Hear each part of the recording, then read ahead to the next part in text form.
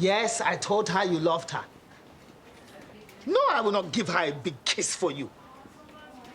Fine, I will give her a big kiss for you. I love this show. That is Gina Yashere from the hit CBS comedy Bob Hearts Abishola. Have you seen it? Got to check it out. Yashere is an English actor. She's a producer, and she is a stand-up comic. Did you know that? She's also the daughter of Nigerian parents and a proud member of the LGBTQ community.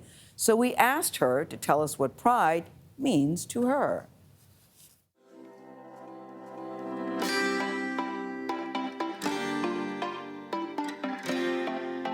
It's June, and that means it's Pride Month.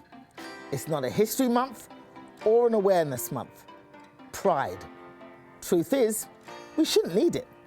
We shouldn't need months where we celebrate facets of simply being human. We have it because a dominant group of people have decided what is normal and acceptable and have forced their fake ideals on us for so long that it's become the fabric of society, and that is very hard to unravel.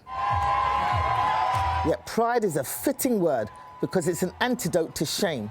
Many queer people, and I include myself, have spent a chunk of our lives hiding who we are because of shame and the fear of repercussions of living our true selves. That could mean losing our families, our jobs, our social networks, and being subjected to violence and harassment. And then I decided I wanted to become a comedian, and I thought, well, she ain't gonna like that. I might as well come out to her and go for the double whammy. My mum was like, what? What are you telling me? You are telling me that my daughter is a gay clown? For me, the first attraction I felt for another woman was around the age of 12. It was my biology teacher. I misbehaved in class just to get her attention. And let me tell you, it felt good when I got it, even if that attention was her kicking me out of class.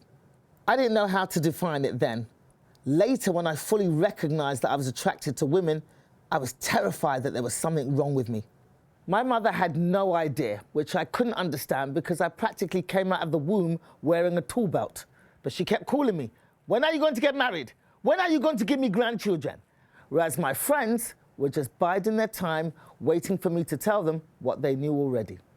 My brothers, who I'm extremely close to, were totally unbothered. One of them had a friend who was a lesbian, and she'd seen me at various gay clubs around London, and she'd already ratted me out.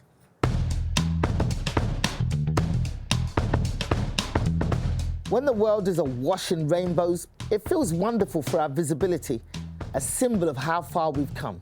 In some ways, it's become a big commercial party, which is not necessarily a bad thing, as it means we're getting closer to acceptance. Once the big corporations see that rainbows can look a lot like dollar signs, with a little imagination.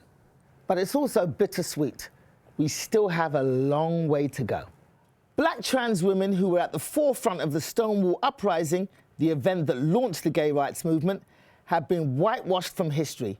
Today, they are still far more likely to be either incarcerated or murdered than any other group. Pride means showing up. Pride means being your true self loudly and without shame. Pride is another form of resistance. Pride says to someone who may be struggling with their identity, look at me, and look at the sheer number of people who are like you. Pride means you're not alone, and there is nothing wrong with you. She's good. She had so many funny lines. I think comedians can't help themselves. That she came out with a tool belt, that when she told her mom, she said her mom said, what am I? What do I have here, a gay clown?